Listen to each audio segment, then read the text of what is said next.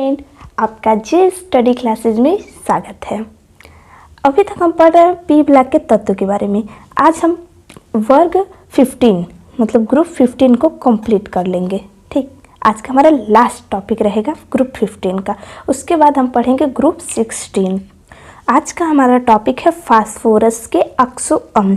देखिए ये क्या होता है, इसका स्ट्रक्चर कैसा होता है, इसका ऑक्सीडेशन नंबर कैसे ज्ञात करते हैं, ये किससे प्राप्त होता है, इन सब के बारे में आज हम जानेंगे। आज का हमारा लेक्चर 11 है। इससे पहले हम लेक्चर 10 तक पढ़ चुके हैं। लेक्चर 10 में हम क्या पढ़े थे? लेक्चर 10 में हम पढ़े थे फास्फोरस के अपर रूप क्या होते हैं, फास्फेन क्या होता है और फास्फोरस के हैलाइड कितने प्रकार के होते हैं। इन सब के बारे में हम लेक्चर 10 में देखे थे। और आज हम क्या देखेंगे? फास्फोरस के ऑक्सो अम्ल। ठीक, चलिए हम अपने टॉपिक पर ही हैं और आगे बढ़ते हैं। जब हम फास्फोरस के ऑक्सो अम्ल पढ़ रहे हैं तो हमें ये पता होना चाहिए कि जब हम फास्फोरस के बारे में पढ़ रहे हैं तो हमें सबसे पहले ये पता होना चाहिए कि फास्फोरिक अम्ल का फार्मूला क्या होता है। ठीक, देखिए हम क्या लिखने जा रहे हैं। सबसे पहले फास्फोरिक एसिड, फास्फोरिक में देखिए फास्फोरिक एसिड। ठीक, इसका फार्मूला होता है H3PO4। ठीक, अब देखिए अगर ध्यान से पढ़ेंगे फास्फोरिक लास्ट में क्या आया है? इक। ठीक, अगर इसमें से हम इक के स्थान पे अस कर दें मतलब फास्फोरस।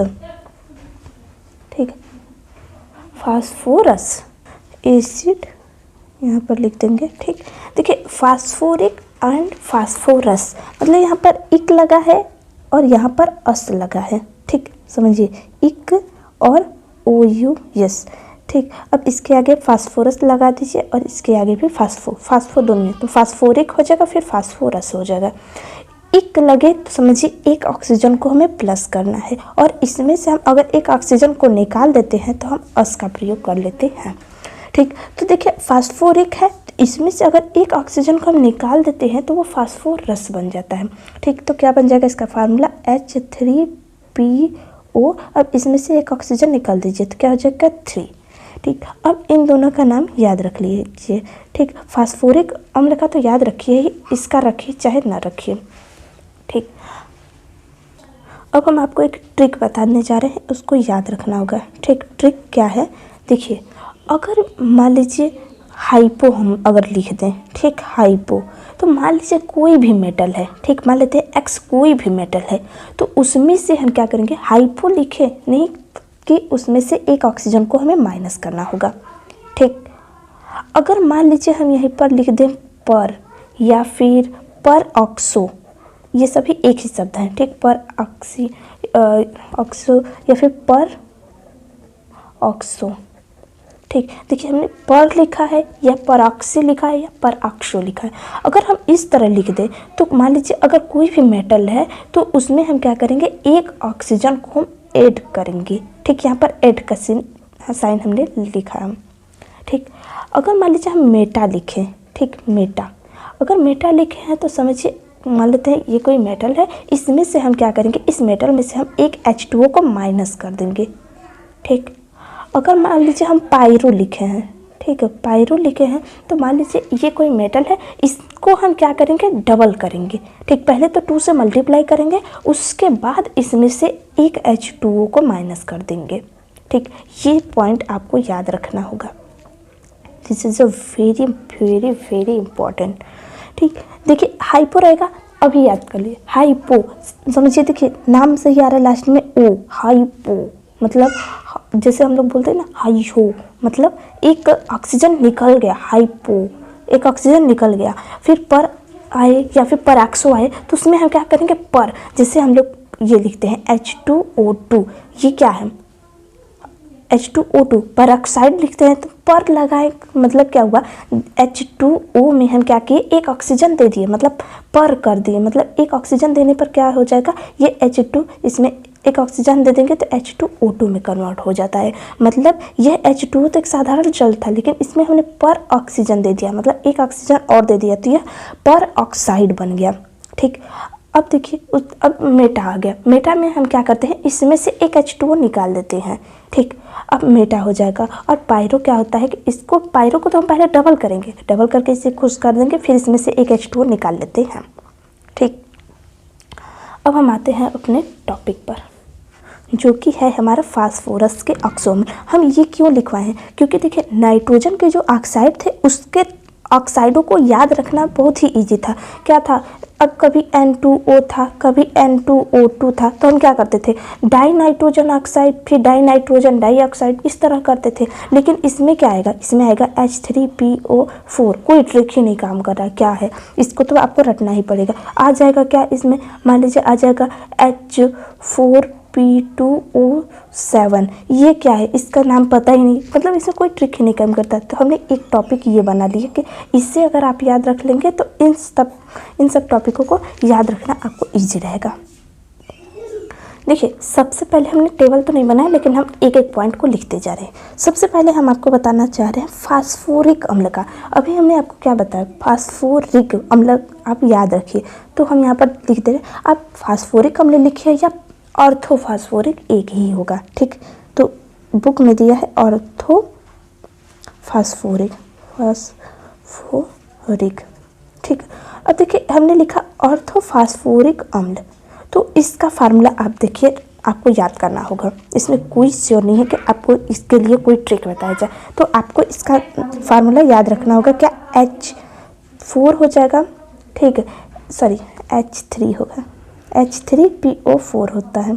ठीक, H3PO4 होता है।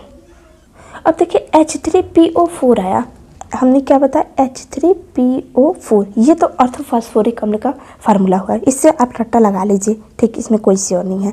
अब इसका हम ऑक्सीकरण संख्या ज्ञात करना चाह रहे हैं, किसका, P का हमें ऑक्सीकरण संख्या ज्ञात करना है। तो कैसे करेंगे, हमने आपको क्या बताया, अगर ऑक्सीकरण संख्या ज्ञात करना है तो क्या करेंगे, हाइड्रोजन कितने हैं, हमको जिसका ज्ञात करना रहता है उसे हम क्या कर मानते हैं, उसे हम मानते हैं x। ठीक, तो हाइड्रोजन कितने हैं, 3 है, हाइड्रोजन को हम +1 से डिनोट करते हैं। ठीक, +1, अब 3 बार है तो 3 से मल्टीप्लाई कर देंगे, फिर प्लस करते हैं। क्या, ऑक्सीजन, फास्फोरस का हमें ज्ञात करना है, इसे हम क्या मानेंगे, x मानेंगे। ठीक, और ऑक्सीजन पर कितना चार्ज होता है, -2 का, तो हम क्या करेंगे, सबको ऐड ही करेंगे। तो क्या हो जाएगा, अब -2 हो जाएगा × 4। अब इन सब पे कोई भी चार्ज है, मतलब किसी भी प्रकार का चार्ज है नहीं, तो हमने 0 लिख दिया। अब क्या करेंगे, 3 + x माइनस कितना हो जाएगा, 4 2 जा 8 हो जाएगा, इक्वल 0। और इसे x इसमें से इतना माइनस करेंगे तो कितना हो जाएगा, 5 = 0। तो x इक्वल क्या आ जाएगा, 5। ठीक, तो इसका ऑक्सीडेशन नंबर क्या आ जाएगा, ठीक, ऑक्सीडेशन नंबर, ठीक, ऑक्स नंबर, बैल नंबर मत समझिएगा, ऑक्सीडेशन नंबर है। ठीक, अब हम इसका स्ट्रक्चर देख लेते हैं। ठीक, ऑर्थोफॉस्फोरिक अम्ल का स्ट्रक्चर कैसा होता है। अगर इस तरह, देखिए हम केवल इस टॉपिक के लिए बता रहे हैं, फास्फोरस के लिए। अगर हमें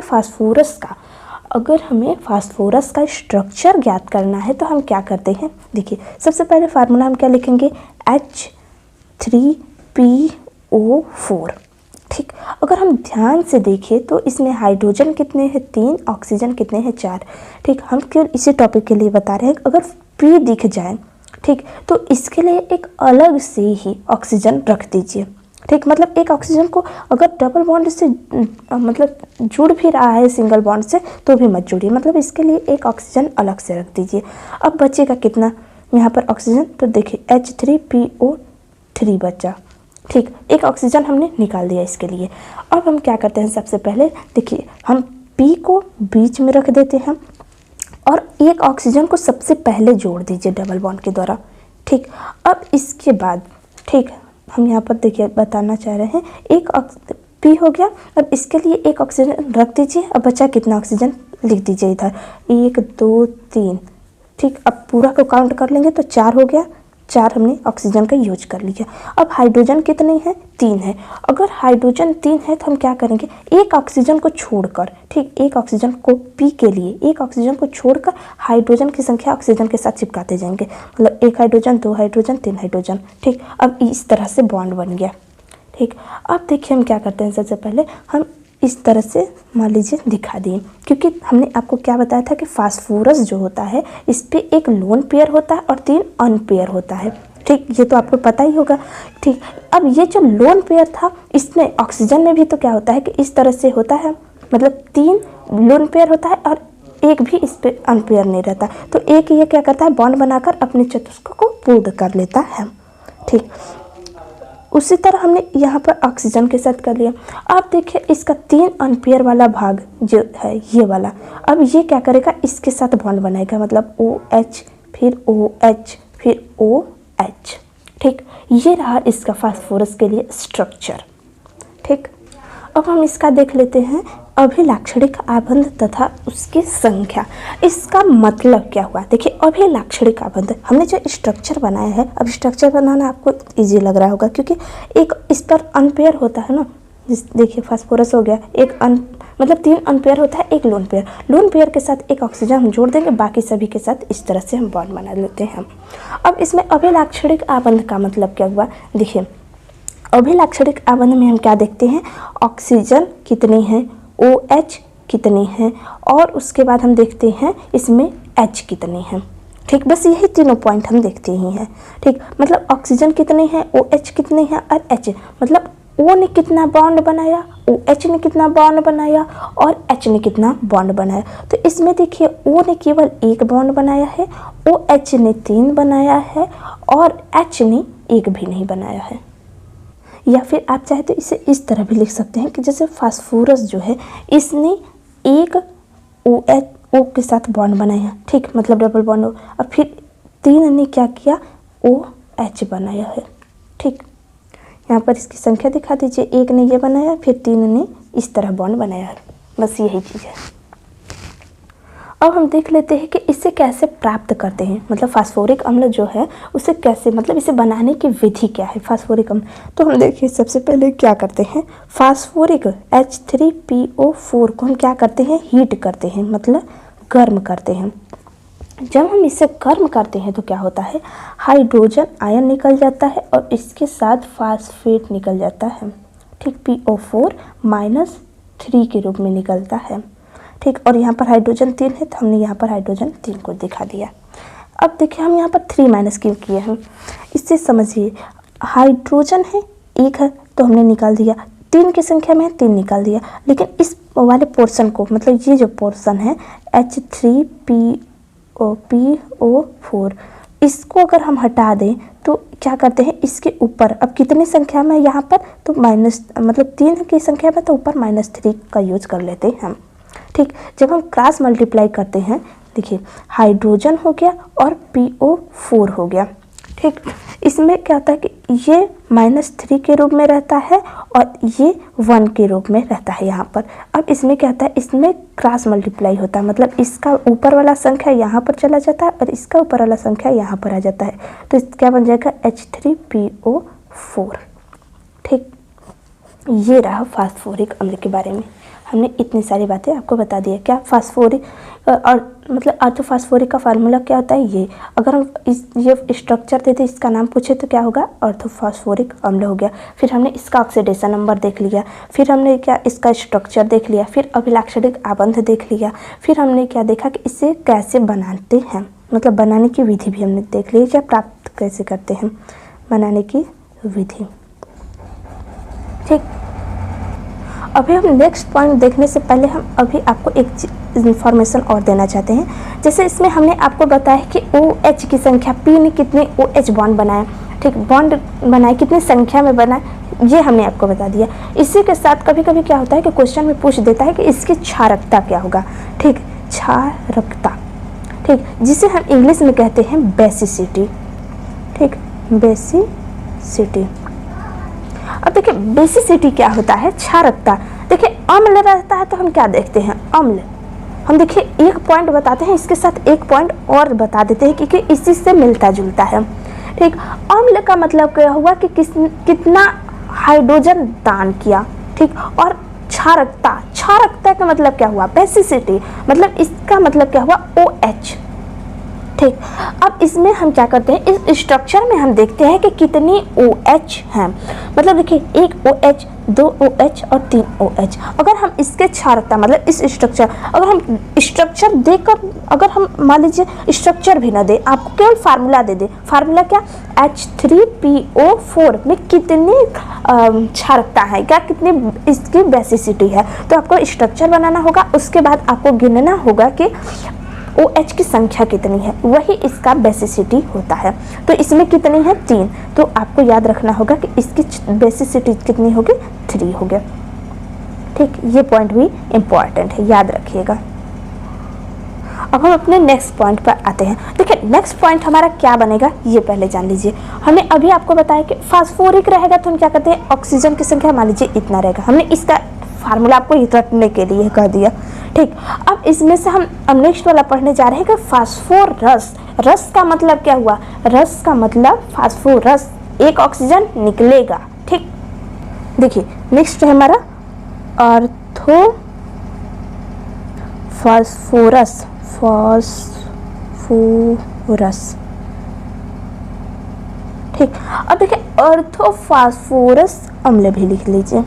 ठीक, ऑर्थोफास्फोरस अम्ल। ठीक, अब इसका फार्मूला क्या होगा, इसका फार्मूला क्या हो जाएगा, H3PO। अब यहाँ पर 4 रहता तो फास्फोरिक हो जाता, 3 रहेगा फास्फोरस हो जाएगा। ठीक, ये रहा इसका फार्मूला। अब हम इसके साथ देख लेते हैं इसका ऑक्सीडेशन नंबर, H3PO3 में P का ऑक्सीडेशन नंबर, तो ऑक्सीडेशन नंबर क्या हो जाएगा, तो हम क्या करेंगे 1 हो जाएगा इंटू 3 हो जाएगा। ठीक, हाइड्रोजन का कितने पर होता है चार्ज, 1, और इसका हम क्या करें 3 बार है तो 3 से मल्टीप्लाई कर दिए, और जिसका हमें ज्ञात करना है उसे x मानेंगे। फिर इसके बाद ऑक्सीजन पर -2 का चार्ज होता है और इंटू 3, क्योंकि 3 बार आया है, और टोटली चार्ज कितना है 0। अब इसको हम सॉल्व कर लेते हैं, 3 हो जाएगा, x हो जाएगा 2 3 6 हो जाएगा, इक्वल 0 हो गया। ठीक, तो x - 3 इक्वल 0, तो x इक्वल 3, तो इसका ऑक्सीडेशन नंबर आ जाएगा +3। हमने अभी तक यहाँ पर 3 पॉइंट कंप्लीट कर लिया। क्या, पहले तो नाम, फिर इसका फार्मूला, फिर ऑक्सीडेशन नंबर। ठीक, अब हम क्या करेंगे, इसका स्ट्रक्चर देखेंगे। ठीक, तो हमने अभी आपको क्या बताया कि अगर फास्फोरस है ना, ठीक, H3PO3, अगर फास्फोरस है तो इसके, अगर ये ऑक्सीजन है तो इसका हमें स्ट्रक्चर बनाना है, तो इसके लिए ऑक्सीजन हम अलग से रख देंगे। ठीक, क्योंकि ये भी डबल बॉन्ड बनाएगा, ये भी। ठीक, तो देखिए अब इसके अलावा ऑक्सीजन कितने हैं, 2 बचा, और तो 1 2 हमने लिख दिया। ठीक, अगर टोटल ऑक्सीजन की संख्या देखा जाए तो 3 हो गया। अब हाइड्रोजन की संख्या को, एक ऑक्सीजन को छोड़कर हम उसके नीचे हाइड्रोजन लगाते जाएंगे जितने हैं, ये नहीं कि अपने मन का लगाते जाएंगे, ऐसी बात नहीं है। मतलब जितने हाइड्रोजन है उतने ही, तो एक हाइड्रोजन हम यहाँ पर कर दिए। मतलब देखिए हाइड्रोजन 3, ऑक्सीजन 3। अब इससे आप सोचेंगे कि क्यों ना ऐसा होता कि ये ऑक्सीजन इसके साथ जुड़ जाता तो कितना बढ़िया बॉन्ड बनता, लेकिन ऐसी बात नहीं है, क्योंकि P जो है ना, इस पर एक लोन पेयर होता है, 3 अनपेयर होता है, तो इसके साथ एक ऑक्सीजन जोड़ना ही है। ठीक, कसम खा लो कि अगर फास्फोरस है या फास्फोरिक है, मतलब इसके ग्रुप का कोई भी है, अगर हमें इसका स्ट्रक्चर बनाना है तो ऑक्सीजन को हम फास्फोरस के साथ डबल बॉन्ड के साथ जोड़कर बाकी जितने भी ऑक्सीजन है उससे हम अन्य अनपेयर वाले के साथ जोड़ देंगे। ठीक, अब देखिए हम क्या करेंगे, इसका स्ट्रक्चर देख लेते हैं। तो हम क्या करेंगे, सबसे पहले फास्फोरस को बीच में रखेंगे। ठीक, इसके बाद हम सबसे पहले क्या करेंगे, एक ऑक्सीजन को डबल बॉन्ड के द्वारा जोड़ देंगे। अब जो बचा है उसको हम जोड़ देंगे, क्योंकि 3 इसका अनपेयर वाला भाग है, तो ये 3 बॉन्ड बनाएगा। ठीक, ये हो गया। अब इसके बाद इसने तो अपना काम कर लिया। ठीक, अब ये बचा है, इसको हम क्या करेंगे, इसको भी पूरा करेंगे। और क्या करेंगे, देखिए OH है, बस हम यहाँ पर लगा देंगे OH, फिर ये OH है, हम यहाँ पर लगा देंगे OH, और एक H है तो क्या हुआ, H लगा देंगे। जरूरी है कि OH रहेगा तभी लगाएंगे। अरे इसने अपना वैलेंसी पूरा कर लिया ना, इसे तो अपने वैलेंसी पूरा करने से ही मतलब है। कौन OH है, कौन दूसरा एलिमेंट आ गया, इससे कोई मतलब नहीं है। यहाँ पर क्लोरीन भी आ जाए, लेकिन इससे तो बस अपना वैलेंसी पूरा करना रहता है। ठीक, इस मतलब ऐसे लोग को कहते हैं स्वार्थी, जो बस अपने ही के मतलब अपने ही बारे में ये सोचता है कि मतलब मेरा वैलेंसी बस पूरा हो जाए, फिर दुनिया जाए भाड़ में। तो यही हाल फास्फोरस का है, मतलब ये अपना बस केवल देखता है भला, और किसी का नहीं। ठीक, अब देखिए, अब हम इसमें देखेंगे अभिलाक्षणिक आबंध। हम बार बार वो शब्द लिखेंगे नहीं, हम डायरेक्ट अब लिख दे रहे हैं। क्या, देखिए फास्फोरस ने कितने O वाला बॉन्ड बनाया है, तो 2 बनाया है, सॉरी 1 बनाया है, तो हम 1 लिख दिए। अब कितना फास्फोरस ने OH बॉन्ड बनाया है, तो 1 और 2, ठीक 2 बनाया है। और कितना H बनाया है, तो 1, मतलब देखिए फास्फोरस ने हाइड्रोजन के साथ केवल 1 बॉन्ड बनाया है, और फिर फास्फोरस ने OH के साथ 2 बार बनाया है, तो हमने 2 बार लिख दिया। फिर फास्फोरस ने 1 ऑक्सीजन के साथ बॉन्ड बनाया था, हमने 1 लिख दिया। अगर हम इसका बेसिसिटी पूछ दे, ठीक, बेसिसिटी, क्षारकता, तो कितनी होगी, तो देखिए अब तो केवल एक यहाँ पर OH है, एक यहाँ पर OH है, मतलब इसकी बेसिसिटी 2 होगी। ठीक, इसकी अगर हम बनाने की विधि देखें तो क्या होता है कि देखिए P2O3 प्लस H2O, अगर इन दोनों को हम मिला देते हैं, ठीक, तो हमें फास्फोरस अम्ल मिल जाता है, ठीक, H3PO3। अब रिएक्शन को कंप्लीट कर लीजिएगा, मतलब बैलेंसिंग इसका कंप्लीट कर लीजिएगा। अब हम नेक्स्ट पॉइंट देखने जा रहे हैं। बस फास्फोरस अम्ल में भी इतना ही पॉइंट था, ठीक, देखिए इतना भी कम नहीं है। फास्फोरस अम्ल के बारे में हमने क्या देखा, इसका स्ट्रक्चर क्या होता, सॉरी स्ट्रक्चर पहले फार्मूला देखे, फिर ऑक्सीडेशन नंबर, ठीक, ऑक्सीडेशन नंबर हमने देख लिया और फाइंड कर लिया। फिर हमने देखा कि इसका स्ट्रक्चर क्या होता है, फिर सब बॉन्ड के बारे में देख लिया। अब हम देखने जा रहे हैं नेक्स्ट पॉइंट का। देखिए अभी हमने क्या देखा, ऑर्थोफास्फोरस, उसी तरह है, यहाँ पर हम लगा देंगे हाइपो, ठीक, हाइपोफास्फोरस, ठीक, फास्फोरस अम्ल, ठीक। अब देखिए हम यहाँ पर क्या लिखे हैं, ऑर्थोफास्फोर, ठीक, देखिए हाइपोफास्फोरस अम्ल, हाइपोफास्फोरस, देखिए फास्फोरस अम्ल का हमने फार्मूला क्या पढ़ा है, फास्फोरस अम्ल का हमने फार्मूला पढ़ा है H3PO3, ठीक, ये फास्फोरस अम्ल का था, हाइपो का नहीं हम बता रहे हैं, हम केवल फास्फोरस का बता रहे हैं, ठीक।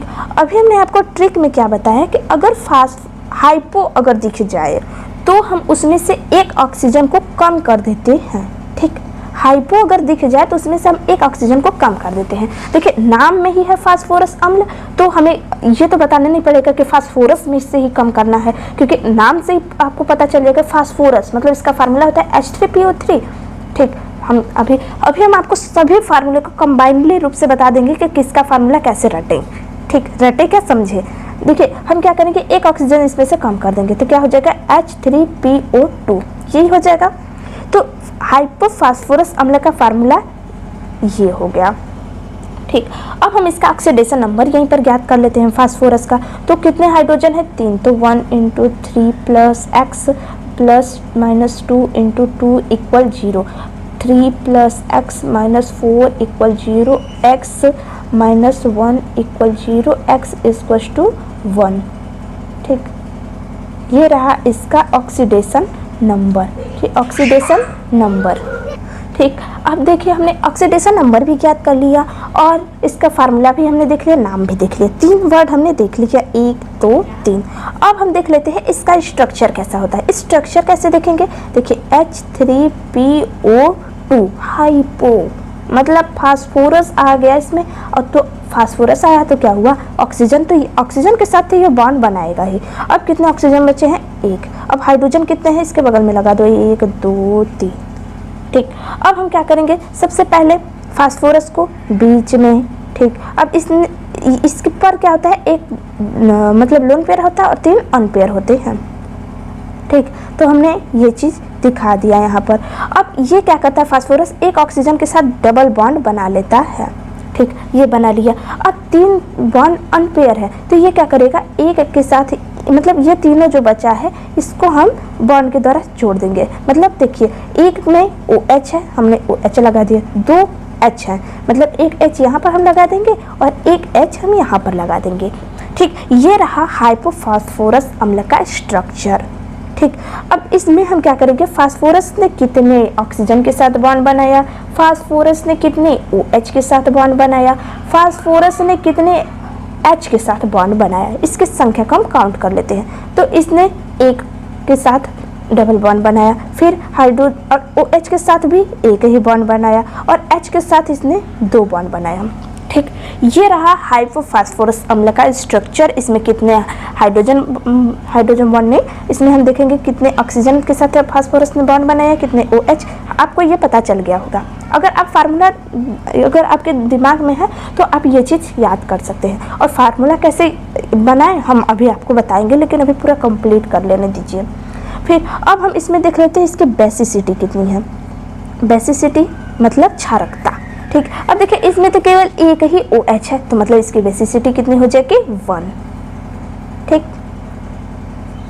इसमें हमारा एक पॉइंट छूट रहा था कि इसे हम बनाते कैसे हैं। ठीक, तो हम आपको बता दे रहे हैं कि हाइपोफॉस्फोरस अम्ल को हम कैसे बनाते हैं। हम सबसे पहले क्या लेते हैं, श्वेत फास्फोरस। ठीक, श्वेत फास्फोरस जिसका फार्मूला होगा P4। ठीक, इसको हम क्या करते हैं, किसी क्षार के साथ रिएक्शन कराते हैं, मतलब इसका रिएक्शन हम किसी क्षार के साथ कराते हैं तो हमें हाइपोफॉस्फोरस अम्ल प्राप्त होता है, जिसका फार्मूला हो जाएगा H3PO2। नेक्स्ट पॉइंट है हमारा, देखिए 4th नंबर का है हमारा, क्या हो जाएगा, पायरोफॉस्फोरस अम्ल।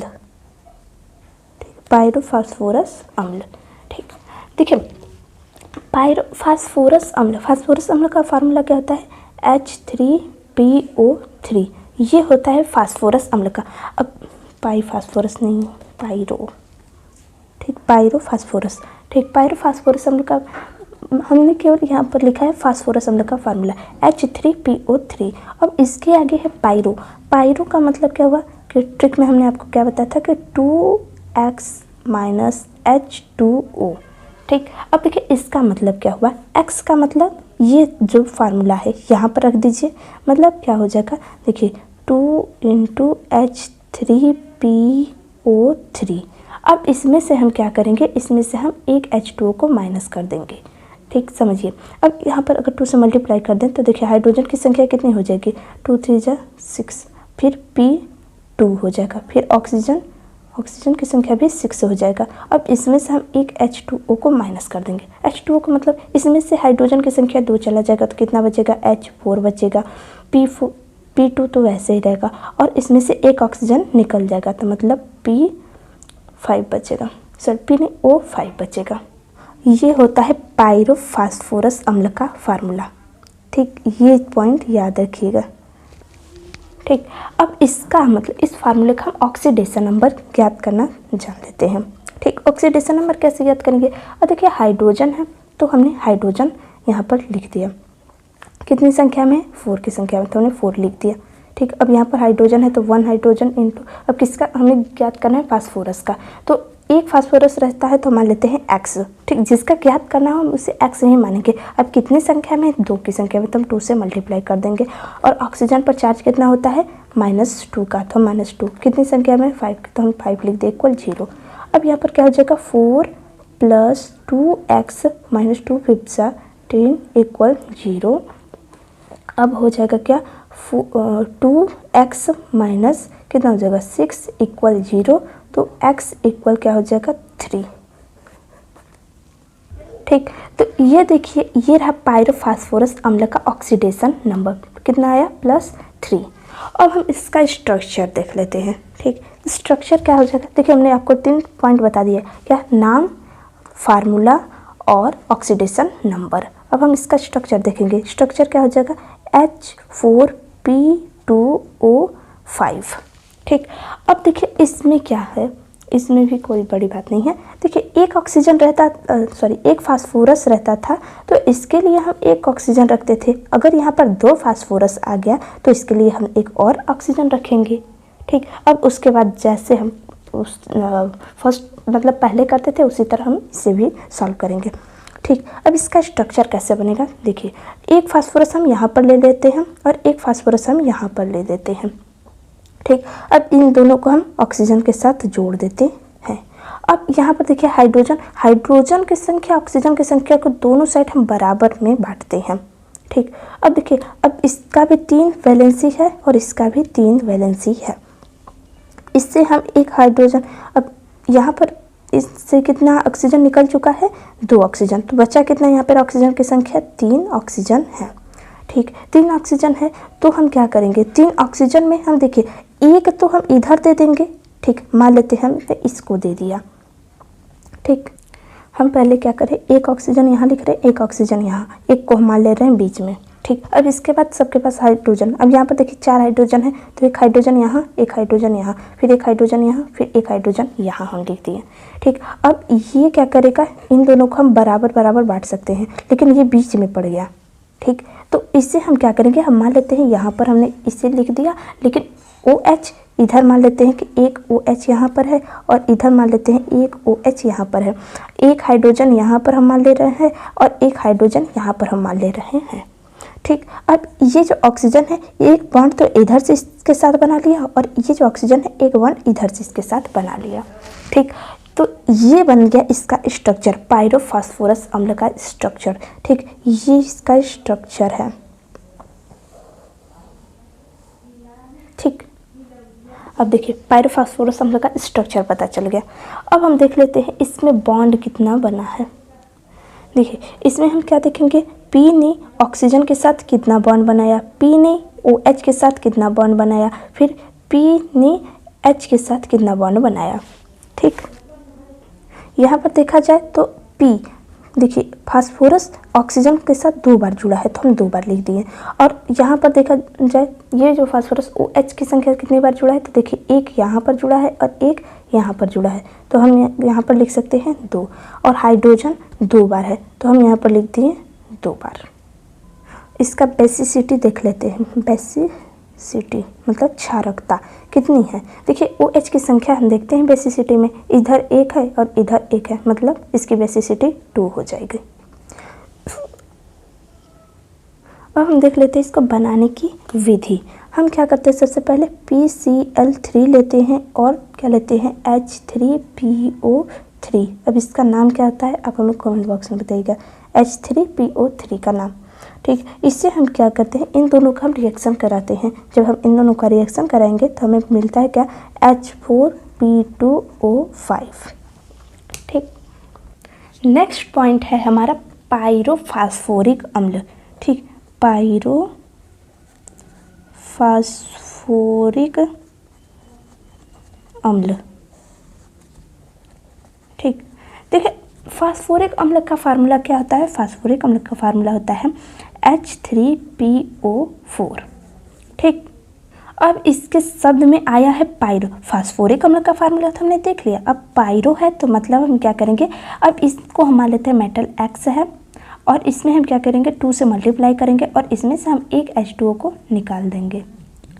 ठीक, तो क्या हो जाएगा, अब डायरेक्ट हम मल्टीप्लाई कर दे रहे हैं तो देखिए 2 से मल्टीप्लाई करेंगे तो H की संख्या 6 हो जाएगा, P 2 हो जाएगा, O की संख्या कितनी हो जाएगी 8 हो जाएगा। अब इसमें से हम H2O को माइनस कर रहे हैं तो क्या हो जाएगा, अब 6 हाइड्रोजन है इसमें से 2 चला जाएगा तो 4 बचेगा, P 2 रहेगा और इसमें से एक ऑक्सीजन चला जाएगा 7 हो जाएगा। ठीक, अब ये रहा पायरोफॉस्फोरिक अम्ल का फार्मूला। ठीक, अब हम देख लेते हैं इसका ऑक्सीडेशन नंबर, P का ऑक्सीडेशन नंबर तो क्या हो जाएगा ऑक्स नंबर। ठीक, देखिए क्या हो जाएगा, हाइड्रोजन कितने हैं 4 तो 1 × 4 और जिसका ज्ञात करना है उसे हम x मानेंगे, 2 बार है तो 2x। अब प्लस क्या हो जाएगा -2 × 7 = 0। ठीक, तो क्या हो जाएगा 4 + 2x - 2 7 14 = 0, 2x - 10 = 0, x = 5। ठीक, ये रहा इसका ऑक्सीडेशन नंबर। तो देखिए पायरोफॉस्फोरिक अम्ल का फार्मूला ये रहा, ऑक्सीडेशन नंबर ये रहा, इसका स्ट्रक्चर देखने जा रहे हैं। देखिए H4P2O7 तो हम क्या कर रहे हैं, सबसे इजी मेथड में देखिए एक P यहाँ लिख दीजिए, एक P यहाँ लिख दीजिए, एक ऑक्सीजन के साथ ये जुड़ेगा, एक ऑक्सीजन के साथ ये जुड़ेगा। फिर अब देखिए कितने ऑक्सीजन हैं 7 है तो एक एक हमने लगा दिया, फिर एक ऑक्सीजन यहाँ, एक ऑक्सीजन यहाँ, फिर एक ऑक्सीजन यहाँ, एक ऑक्सीजन यहाँ, 3 ऑक्सीजन इधर, 3 ऑक्सीजन इधर। अब एक ऑक्सीजन और बचा है तो मतलब ये बीच में मान लेते हैं। ठीक, अब 4 हाइड्रोजन है तो मतलब एक हाइड्रोजन इधर, एक हाइड्रोजन इधर, एक हाइड्रोजन इधर, एक हाइड्रोजन इधर। इसका स्ट्रक्चर कुछ इसी तरह बनेगा। कैसे बनेगा, तो देखिए P हो जाएगा P हो जाएगा, डबल बॉन्ड के द्वारा ये जुड़ जाएगा। ठीक, अब ऑक्सीजन कहीं बीच में ही रहेगा तो हमने बीच में लगा दिया इस तरह से। अब इसमें देख लेते हैं बॉन्ड, क्योंकि इसकी वैलेंसी 3 है तो हमने दिखा दिया। ठीक, अब इसने बॉन्ड बना लिया, इसने भी बना लिया। अब 2 OH है तो एक OH यहाँ पर, फिर इसके मतलब ये वाला OH इधर हो गया और ये वाला OH यहाँ पर हो गया, फिर ये वाला OH जो है यहाँ पर हो गया और ये वाला OH यहाँ पर हो गया। तो ये रहा पायरोफॉस्फोरिक अम्ल का स्ट्रक्चर। अब हम इसमें देख लेते हैं कि P के साथ कितने ऑक्सीजन जुड़े हैं और P के साथ कितने OH जुड़े हैं और P के साथ कितने हाइड्रोजन जुड़े हैं। ठीक, तो इसमें देखिए P के साथ कितने OH जुड़े हैं, तो P के साथ कितने जुड़े हैं OH, O देखते हैं तो 2 जुड़ा है। OH की संख्या देखा जाए तो 1 2 3 4 OH जुड़े हैं और इसमें हाइड्रोजन एक भी नहीं जुड़ा है। ठीक, अगर इसका बेसिसिटी देखा जाए, ठीक, बेसिसिटी मतलब क्षारकता, तो कितनी हो जाएगी, एक OH यहाँ पर है, एक OH है यहाँ पर, एक मतलब 4 है, इसकी बेसिसिटी कितनी हो जाएगी 4। ठीक, अब इसको अगर हम बनाने की विधि देखें तो क्या हो जाएगा, देखिए फास्फोरिक अम्ल H3PO4 को हम क्या करते हैं, हीट करते हैं। ठीक, जब हीट करेंगे तो हमें पायरोफॉस्फोरिक अम्ल प्राप्त होता है, मतलब H4P2O7 प्राप्त होता है। अब हम नेक्स्ट पॉइंट देखते हैं जो कि है 6 नंबर का। ठीक है, देखिए नेक्स्ट है हमारा 6 नंबर का। ये इसका फार्मूला क्या होता है, हम फार्मूला के पहले नाम देखते हैं। नाम है इसका हाइपोफॉस्फोरिक, फास्फोरिक। ठीक, हाइपोफॉस्फोरिक अम्ल। ठीक, अब देखिए ये आया हाइपोफॉस्फोरिक। ठीक, पायरोफॉस्फोरिक अम्ल का फार्मूला क्या हमने अभी ज्ञात किया, H4P2O7, यही ज्ञात किया। अब हाइपो मतलब एक ऑक्सीजन इसमें से हम कम कर देंगे, अगर एक ऑक्सीजन कम कर देंगे तो क्या मिलेगा, H4P2O6 मिलेगा, जो कि हाइपोफॉस्फोरिक अम्ल का फार्मूला होता है। ठीक, इसका ऑक्सीडेशन नंबर क्या हो जाएगा, देखिए हम डायरेक्ट अब कैलकुलेट करेंगे। ठीक है, 2x minus 2 6 12 equal 0, 2x minus 8 equal 0, x equal 4। ठीक, ये रहा इसका ऑक्सीडेशन नंबर। अब हम इसका स्ट्रक्चर देख लेते हैं। स्ट्रक्चर कैसा हो जाएगा इसका, देखिए एक P यहाँ पर हो जाएगा, एक P यहाँ पर, एक ऑक्सीजन के साथ यहाँ पर जुड़ जाएगा, एक ऑक्सीजन के साथ यहाँ पर जुड़ जाएगा, हाइड्रोजन 4 है और ऑक्सीजन 6 है, 2 हो गया, एक OH यहाँ पर जुड़ जाएगा, एक OH यहाँ पर जुड़ जाएगा। अभी भी कितने ऑक्सीजन है, 6, मतलब 1 2 3 4, अभी 2 ऑक्सीजन चाहिए, तो 2 के साथ हम क्या करें, 2 OH है, 2 तो हम यहाँ पर जोड़ते हैं OH। ठीक, अब एक इसकी भी बैलेंसी बाकी है और एक इसकी भी, तो इन दोनों को हम इस तरह कनेक्ट कर दे रहे हैं। ठीक, अब इसमें P कितने ऑक्सीजन के साथ बॉन्ड बनाया और P ने OH के साथ कितना बॉन्ड बनाया और P ने H के साथ कितना बॉन्ड बनाया, ये आप कैलकुलेट कर लीजिएगा। और इसका बेसिसिटी क्या होगा, बेसिसिटी तो हम बता दे रहे हैं 1 2 3 4, इसका बेसिसिटी 4 हो जाएगा। ठीक, अब हम देख लेते हैं बनाने की विधि। बनाने की विधि में क्या हो जाएगा कि लाल फास्फोरस जो होता है P4, अब उसको हम क्या करते हैं, किसी भी बेस के साथ मतलब क्षार के साथ गर्म करते हैं, तब हमें हाइपोफॉस्फोरिक अम्ल प्राप्त होता है। अब हमारा 7 नंबर पे आता है मेटाफॉस्फोरिक, जो कि लास्ट नंबर का है। ठीक, मेटाफॉस्फोरिक अम्ल। ठीक, देखिए मेटाफॉस्फोरिक अम्ल क्या होता है, देखिए फास्फोरिक अम्ल का फार्मूला H3PO4 होता है। इसमें से मेटा है, मेटा का मतलब क्या है, एक H2O को हम निकाल देते हैं, तो देखिए डायरेक्ट H2O निकालिए तो क्या हो जाएगा HPO3। ठीक, यही आया, तो यही इसका फार्मूला होता है मेटाफॉस्फोरिक अम्ल का। ठीक, इसका हम ऑक्सीडेशन नंबर अब ज्ञात कर लेते हैं। ऑक्सीडेशन नंबर कितना हो जाएगा, हाइड्रोजन 1 है, फास्फोरस का हमें ज्ञात करना है, ऑक्सीजन का 2 × -3 इक्वल 0 हो जाएगा, मतलब x माइनस 6 + 1 इक्वल 0, तो मतलब x इक्वल क्या हो जाएगा 5। ठीक, तो ये रहा इसका ऑक्सीडेशन नंबर। अब इसका हम स्ट्रक्चर देख लेते हैं। तो देखिए स्ट्रक्चर कैसा हो जाएगा, फास्फोरस है, इसके साथ एक ने डबल बॉन्ड बना लिया, ऑक्सीजन देखिए H PO3, ऑक्सीजन 1 2 3, P ने एक के साथ बनाया, हाइड्रोजन एक ऑक्सीजन बचा है, तो एक ये बना लिया, फिर एक ने OH बना लिया, फिर एक ऑक्सीजन के साथ जुड़ जाएगा, लेकिन इसका वैलेंसी पूरा नहीं होने के कारण एक हम और OH से जोड़ देंगे। ठीक, अब आपको हमें बताना है कि P ने OH के साथ कितना बॉन्ड बनाया, O के साथ, और फिर P ने OH के साथ कितना बॉन्ड बनाया, और फिर P जो है H के साथ कितना बॉन्ड बनाया। ठीक, और इसका बेसिसिटी क्या होगा, ठीक, बेसिसिटी क्या होगा ये आपको हमें कमेंट बॉक्स में बताना है। अब हम सभी फार्मूले को एक साथ रखने जा रहे हैं। देखिए अब इसको बहुत ध्यान से देखिएगा। सबसे पहले हम क्या लिखेंगे, फास्फोरिक अम्ल H3PO4, ये होता है हमारा फास्फोरिक अम्ल।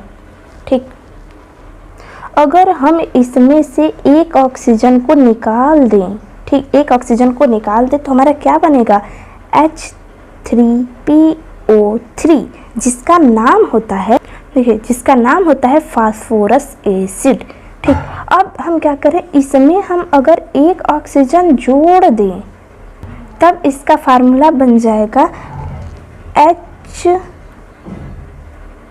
ठीक, अब इसमें हम केवल एक ऑक्सीजन जोड़े मतलब H3PO, अब ऑक्सीजन की संख्या जुड़ जाएगी 5 हो जाएगा। ठीक, तो इसका नाम हो जाएगा परऑक्सोफॉस्फोरिक एसिड। ठीक, अब हम अगर इस फास्फोरस एसिड में से अगर हम एक ऑक्सीजन निकाल दें, ठीक, अगर देखिए हम फास्फोरस अम्ल में से कह रहे हैं, अगर एक ऑक्सीजन निकाल दें तो ये क्या बन जाएगा, ये बन जाता है हाइपोफास्फोरस अम्ल। तो देखिए इसका फार्मूला क्या हो जाएगा, H3, अब P की संख्या यही रहेगा, ऑक्सीजन एक कम हो जाएगा मतलब P2।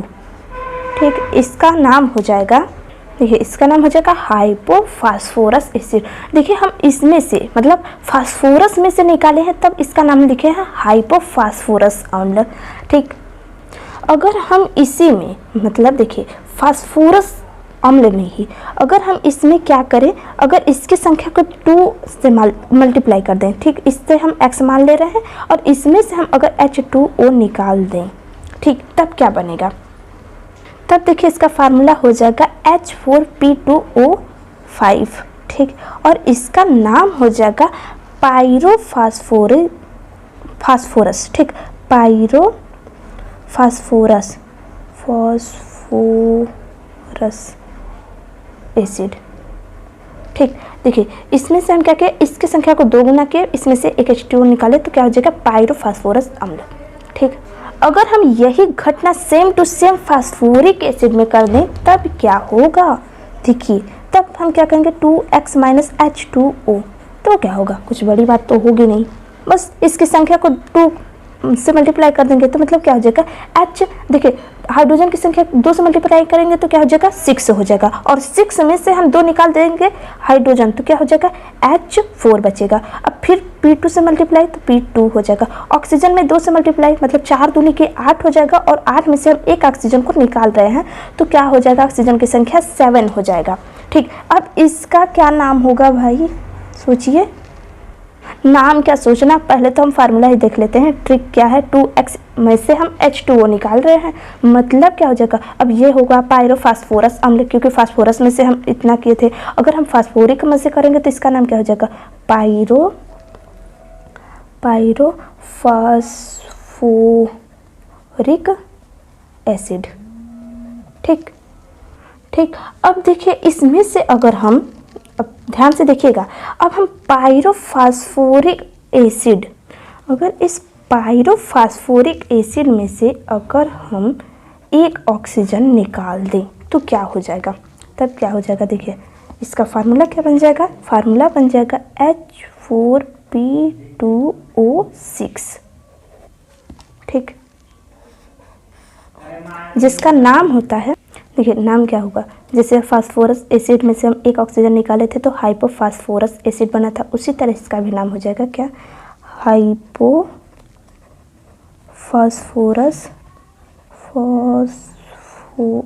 फास्फोरिक, सॉरी, क्योंकि हम फास्फोरिक में से निकाल रहे हैं ना, फास्फोरिक एसिड। देखिए इन्हीं 7 के बारे में हमने आपको एक एक चीज़ बताया। ठीक, देखिए फार्मूला 1 2 3 4 5 6 7, हमने सातों के बारे में आपको सब कुछ बता दिया कि कैसे प्राप्त करते हैं, इसका ऑक्सीडेशन नंबर क्या होता है, हर एक चीज़ इसका स्ट्रक्चर क्या होता है। तो आज का लेक्चर कैसा रहा दोस्तों, आप मुझे कमेंट बॉक्स में बताइए। तब तक के लिए धन्यवाद।